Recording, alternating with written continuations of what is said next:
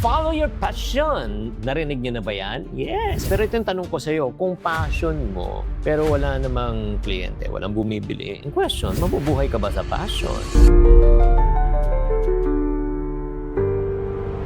Other this, kita nyo, pambansang wealth coach today, medyo, pasensya lang, bubusina lang po ako. Gigisingin ko lang kayo sa katotohanan na yung popular advice na, nako, follow your passion. Pero into reality, hindi lahat ng passion ay profitable. Katulad ko, passion ko, alam mo, maging PBA player. Pero ang problema, height ko po. Real talk lang hindi porket gusto mo, ibig sabihin, pwede mong pagkakakitaan. Hindi kumikita dahil lang sa passion. Kumikita ka dahil nga may bumibili. Kumikita ang negosyo kapag may sinusolve kang problema. Halimbawa, passion mo ay gumawa ng handmade candles. Pero ang question, gaano kalaki yung market ng handmade candles compared to, like for example, food, services, daily needs, di ba? Yung ano ba yung gusto talaga ng tao? Siguro, ito lang, ang problema ang ganito. Pag passion ang inuna mo, ikaw ang bida. Pero pag business ang inuna mo, yung customer ang inuna mo, customer ang bida. Kaya kung tatanungin mo kung anong mas mahalaga para sa akin, unahin mo muna kung anong gusto ng kliyente mo before kung ano yung passion mo. Hanapin mo muna kung ano ang demand, tsaka na lang yung passion mo. Kasi kung hindi, ito po ang mangyayari. Yung excited ka, inspired ka, passion project mo to. So, anong ginagawa mo? Gagastos ka, nag-i-invest ka, di ba? Gagawa ka ng lahat. Pero, ang problema, walang bumibili, walang validation, walang plano. Parang love life lang ng dati, di ba? Pumasok ka, pero nasaktan ka naman.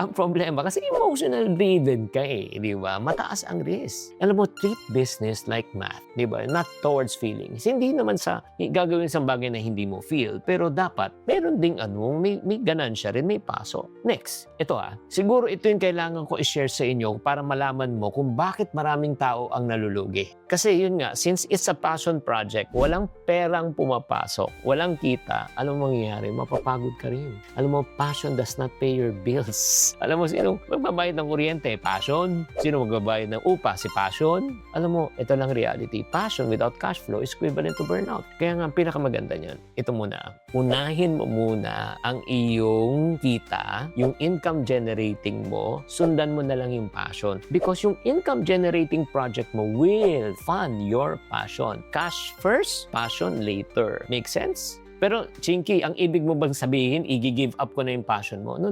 Uulitin ko. Again, mag-build ka ng negosyo. May demand, may steady income. Di ba? Pag may kita ka na, then gamitin mo ang iyong kita para pondohan mo yung passion. O, di ba? Day job. Tapos, yung gusto mo negosyo, yan ang passion mo. A day job ka muna. Sweldo. Pagkatapos ng sweldo, kapag kumikita ka na, i-fund mo na yung passion project mo na sideline mo na for business para kumita in the future. The passion is funded by something that you do that is productive. Kung gusto mo passion agad na wala kang puhunan, alam mo mangyayari niyan, stress yan. Maniwala ka, kapatid. At ito yung pinakamahalagang shift. This is the most important thing in order to turn your passion into become a reality.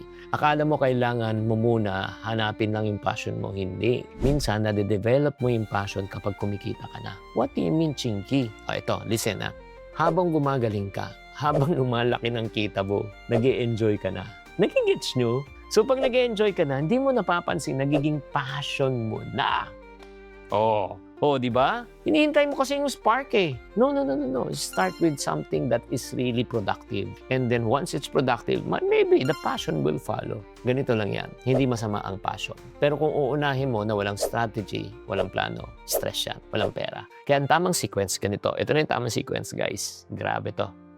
Opportunity. Tapos, how can I turn this opportunity to an income? And then once may income na ako, I will be stable. Once I'm stable, I will pursue my passion. Ulitin ko, find an opportunity that can produce you income. Pag may income ka na, stable ka na, then pursue your passion. Hindi baliktad. Hindi mo unahin yung passion para maging stable ka, para magkaroon ka ng income, para magkaroon ka ng opportunity. Baliktad.